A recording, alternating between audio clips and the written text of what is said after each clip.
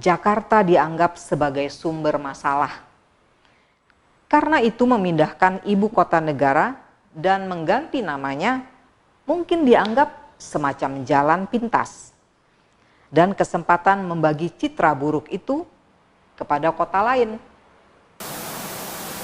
Tetapi pengambilan alih kampung-kampung Kao dan menjadikannya wilayah makian dianggap tindak perampasan dan tidak menghargai marwah mereka. Situasi meruncing. Orang-orang makian lalu mengungsi ke Ternate. Mereka menyerang orang-orang Kao di berbagai tempat di Ternate. Sebuah selebaran juga beredar tidak lama kemudian yang berisi informasi bahwa orang Kristen akan mengusir orang Islam dari Maluku. Media pun tidak selalu identik dengan jurnalisme, karena kadangkala kepentingan pemilik bisnis dan lagi-lagi para politikus mengubahnya menjadi alat propaganda. Hal ini mengerikan. Mustahil toleransi terbangun di bawah moncong senjata. Aceh, salah satu tempat yang membuat saya meneteskan banyak air mata. Tempat orang-orang tidak bersalah menjadi korban berkali-kali oleh perang, tsunami, dan ketidakadilan dengan mengatasnamakan Tuhan.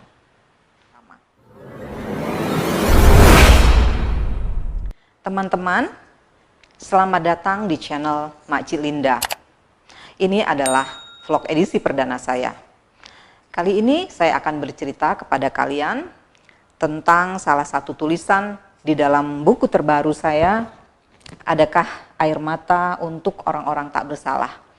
Buku ini terbit pada tahun lalu dan saya juga akan membacakan salah satu cerita di dalamnya dengan judul sama, Adakah Air Mata untuk Orang-orang Tak Bersalah. Setahun lalu saya pergi ke sebuah kampung di Halmahera untuk mencari Beni Doro. Nama aslinya Bernat Bicara. Doro adalah nama kampung dan Beni berasal dari sana. Pada 25 Oktober tahun 1999, dia memimpin ribuan orang Kao mengusir orang-orang Makian dari Malifut, sebuah kecamatan Makian yang baru dibentuk. Orang-orang Kao kebanyakan beragama Kristen dan sebagian kecil Muslim, sedangkan orang Makian seluruhnya beragama Islam. Pertikaian mereka sama sekali tidak dipicu soal agama, melainkan tanah. Orang-orang Makian merasa punya hak untuk menepati tanah-tanah orang Kao karena restu pemerintah melalui Undang-Undang Pemekaran Wilayah yang ditetapkan di masa Presiden B.J. Habibie. Jauh sebelum itu, pada tahun 1986, pemerintah daerah telah mencetuskan rencana pemindahan orang-orang Makian dari Pulau Makian ke Kao di Halmahera. Bagi orang-orang Kao, hidup bersama orang Makian bukanlah masalah, tetapi pengambilan alih kampung-kampung Kao dan menjadikannya wilayah Makian dianggap tindak perampasan dan tidak menghargai marwah mereka. Arti tanah tidak sebatas tempat rumah dibangun dan tumbuh-tumbuhan ditanam. Tanah adalah tempat para leluhur bersemayam. Sejarah dari generasi ke generasi mengandung sumber air kehidupan dan ibu yang memberi hidup kepada anak-anaknya. Di Malifut juga ada tambang emas milik investor asing, Nusa Halmahera Minerals, yang memiliki dana rutin untuk warga lingkar tambang dan tentunya tidak seberapa dibanding keuntungan yang berlipat ganda yang diperoleh oleh perusahaan tersebut. Meskipun konflik waktu itu tidak dipicu masalah tambang. Orang-orang Makian mencari dukungan. Orang-orang Kao yang terdiri dari suku Kao, Pagu, Modole, dan Boleng tidak tinggal diam. Situasi meruncing. Orang-orang Makian lalu mengungsi ke Ternate. Mereka menyerang orang-orang Kao di berbagai tempat di Ternate. Sebuah selebaran juga beredar tidak lama kemudian yang berisi informasi bahwa orang Kristen akan mengusir orang Islam dari Maluku.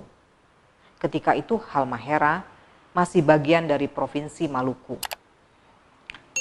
Samsir Andili, bekas wali kota Ternate yang saya temui, mengingat selebaran itu. Surat kaleng, tidak tahu siapa yang membuat, katanya. Politik adu domba telah terjadi. Singkat kata, konflik tanah meluas dan berkembang menjadi pertikaian antar pemeluk agama. Para pejabat dan pegawai pemerintah turut menyebarluaskan selebaran tersebut. Pembuat selebaran tidak pernah ditangkap dan tidak pernah dihukum. Lebih dari 2.000 jiwa punah gara-gara kabar bohong. Pasca pertikaian itu, semakin banyak prajurit didatangkan dari luar Maluku Utara. Menurut Nurdewa Safar, aktivis perempuan dari Daulat Perempuan Maluku Utara, kehadiran mereka malah menambah ketegangan dan masalah. Warga kampung-kampung yang berlainan agama ditakut-takuti. Ratusan perempuan menjadi korban kekerasan seksual ataupun ditinggal saat hamil. Ini jumlah yang tercatat. Tidak hanya manusia yang menjadi sasaran. Pasukan dari Jawa menangkap ribuan burung nuri sehingga populasinya menyusut drastis. Tutur Nurdewa kepada saya. Media pun tidak selalu identik dengan jurnalisme. Karena kadangkala kepentingan pemilik bisnis dan lagi-lagi para politikus mengubahnya menjadi alat propaganda. Hal ini mengerikan. Terbatasnya akses ke berbagai pihak yang terlibat konflik telah menyulitkan para wartawan untuk memperoleh kebenaran. Majalah Tempo, edisi 18 November tahun 2002 misalnya, menurunkan berita dengan judul "Dicari Mokhtar Sangaji" dan menyebut Mokhtar seorang provokator. Faktanya adalah Mokhtar Sangaji, camat Kao di kala itu, seorang muslim yang ketika konflik meruncing, dia bersama-sama Beni Doro, seorang Kristen, mencoba meminta bantuan para pemimpin di daerah untuk menangani masalah di Kao. Dan usaha mereka berdua gagal. Potensi masalah atau masalah baru tidak jarang dipicu oleh berita. The Economist, majalah berbahasa Inggris yang berbasis di London, menerbitkan sebuah artikel tentang konflik di Maluku Utara dalam edisi 31 Januari tahun 2002. Artikel ini mengutip penjelasan Beni Doro bahwa dia diangkat menjadi komandan pasukan Kristen Maluku Utara oleh Allah. Beni juga disebutkan dalam artikel itu sebagai orang yang pernah melihat Yesus Kristus membubung laksana burung di atasnya saat ia berperang melawan orang-orang Islam. Hal ini bertentangan dengan penjelasan Beni dalam pertemuan dengan sesama warga Maluku Utara di Tobelo setahun sebelum artikel di The Economist itu terbit. Pada tanggal 23 April tahun 2001, Beni menyatakan konflik yang terjadi di Maluku Utara bukan karena agama. Ia meminta warga mewaspadai provokator dari luar. Saya gagal bertemu Benny pada tahun 2018 lalu karena ia menghindar. Ketika saya datang ke rumahnya, istrinya berkata, dia sedang berada di pasar Wosia. Ketika saya pergi ke pasar Wosia, orang di pasar mengatakan dia baru saja pulang. Ketika saya kembali ke rumahnya, istrinya mengatakan dia sedang tidur dan sukar dibangunkan. Konflik dan kehilangan meninggalkan trauma dan kecurigaan. Pada akhir tahun 2019, saya dapat bertemu dengan Benny. Ketika membuka pintu rumahnya siang itu, dia menyilahkan saya masuk dengan ramah. Ketika saya bertanya, apa penyebab konflik dulu? Dia menjawab, batas kebun. Carolus Jawa, seorang pensiunan dosen berusia 70-an yang tinggal di Jailolo dan terlibat dalam upaya rekonsiliasi pasca konflik di Maluku Utara, menyatakan kampanye gubernur di Jakarta membuatnya was-was. Salah satu pertanyaannya, apakah saya mendukung gubernur yang sedang berperkara? Kami bertemu pada akhir tahun 2016. Dia tidak ingin masalah di Jakarta dibawa ke kampungnya dan menimbulkan konflik. Sebelum kerusuhan terjadi di Maluku Utara, warga berbeda agama hidup damai dan saling menghormati. Agama dan suku dapat dipolitisasi oleh pihak manapun untuk tujuan tertentu di waktu-waktu tertentu. Pengalaman saya yang paling mengesankan terjadi di Bener Meriah, Aceh Tengah. Hampir 10 tahun silam, ketika diminta mengajar, menulis, yang tujuan sejatinya mengupayakan rekonsiliasi di Aceh pasca konflik. Lebih dari 30 perempuan berkumpul di ruang kelas salah satu SMP. Ibu-ibu, perempuan-perempuan belia, nenek-nenek. Mereka berdandan rapi, seperti tengah menghadiri kenduri. Buku catatan dan bolpen yang dibagikan panitia dari Komisi untuk Orang Hilang dan Korban Tindak Kekerasan atau Kontras Aceh berada di meja masing-masing. Para perempuan ini terdiri dari 3 suku, Jawa, Gayo, dan Aceh. Konflik bersenjata antara Gerakan Aceh Merdeka atau GAM dan pemerintah Indonesia, yang sebagian orang menyebutnya lebih gamblang, perang, telah membuat kaum ibu dan perempuan berada di pusaran konflik.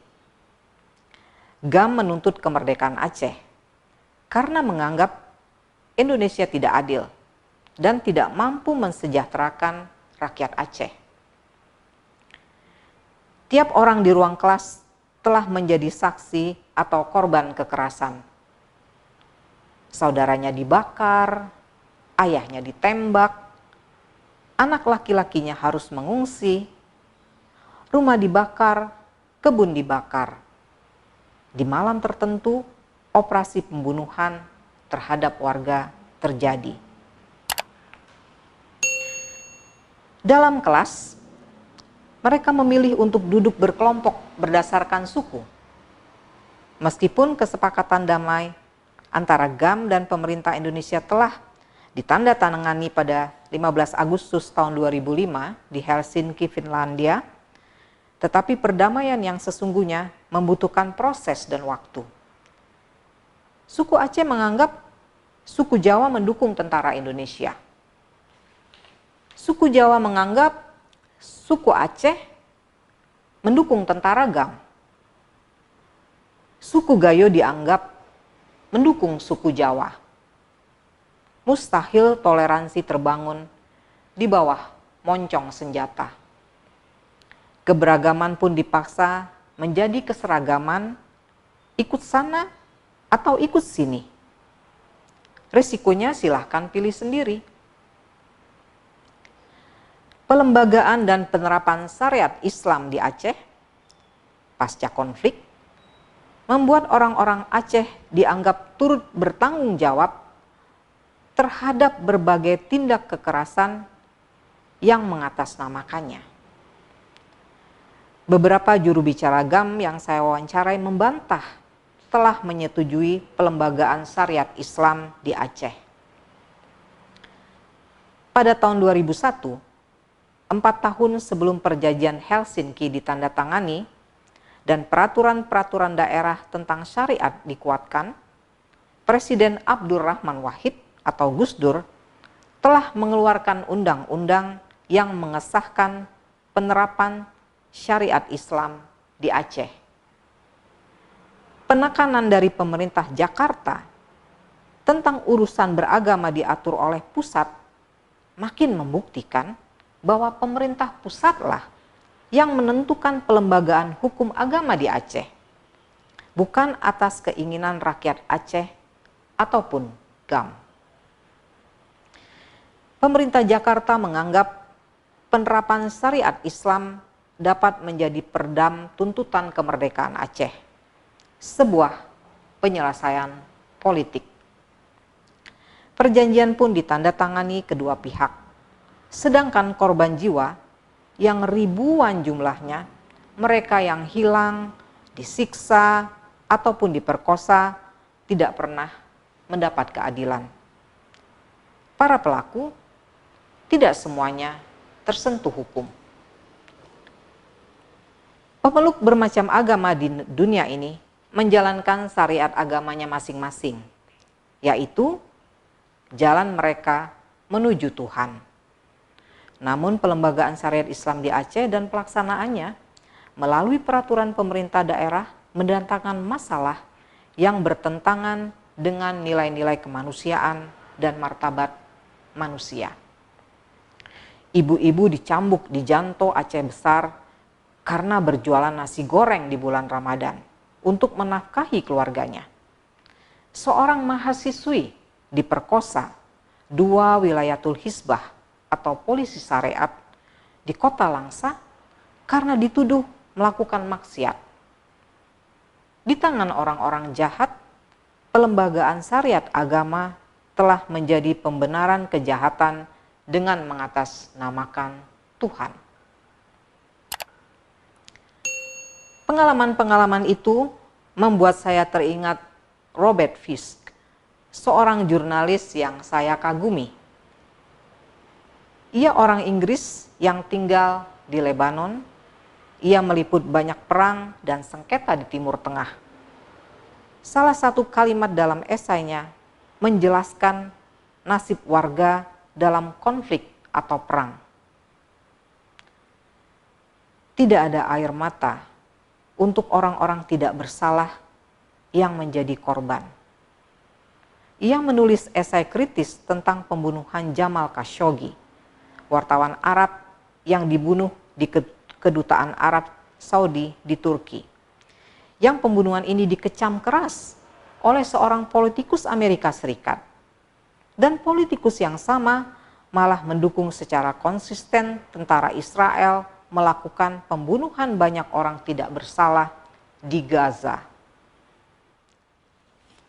Fisk juga menulis tentang lebih dari 2.000 orang jemaah haji meninggal dunia dalam insiden desak-desakan di Mina, Mekah pada tanggal 24 September tahun 2015 karena Arab Saudi hanya hendak membunuh satu musuh lamanya yang tengah menjalankan ibadah haji waktu itu, Ghaddanfar Rokon Abadi, bekas kepala Badan Intelijen Iran dan Duta Besar Iran untuk Lebanon.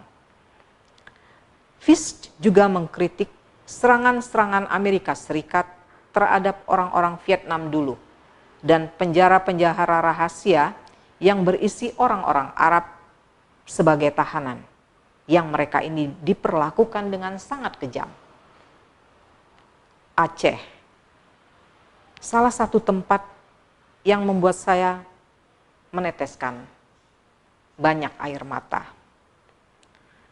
Tempat orang-orang tidak bersalah menjadi korban berkali-kali oleh perang, tsunami, dan ketidakadilan dengan mengatasnamakan Tuhan.